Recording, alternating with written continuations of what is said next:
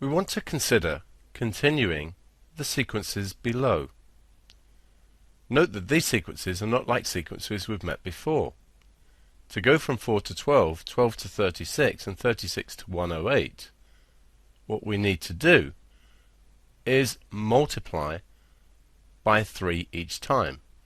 4 3s are 12, 12 3s are 36, and 36 times 3 gives me 108. So this sequence starts with the first term of 4, and then we proceed by multiplying by 3. If we now look at the sequence in B, to go from 8 to 4, we multiply by a half, which is equivalent, of course, to dividing by 2. And we can do this each time. 4 times a half is 2. 2 times a half is 1. And 1 times a half is a half, or 0.5. And this sequence does it from a start value of 8. If we now consider the sequence in C,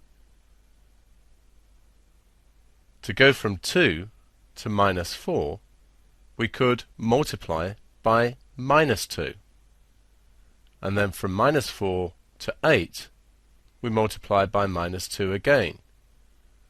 And so on. 8 times minus 2 is minus 16. And minus 16 times minus 2 is 32.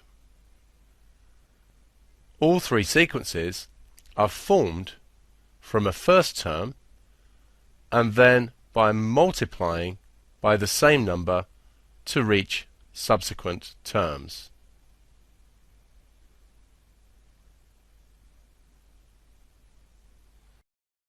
This is the general form of such a sequence. The first term, which in terminology introduced before we would call U1, is A. Subsequent terms are then formed by multiplying by R each time. So to go from A to AR, we multiply by R.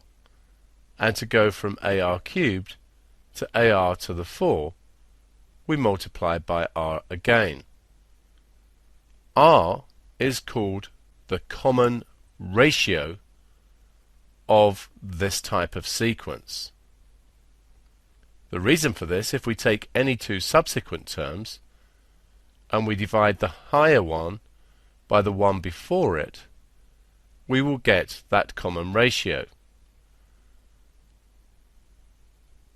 This is an important feature of this type of sequence and helps us solve many problems. This type of sequence is called a geometric sequence. So a geometric sequence is formed when we have a first term and then subsequent terms are got by multiplying by the same number each time.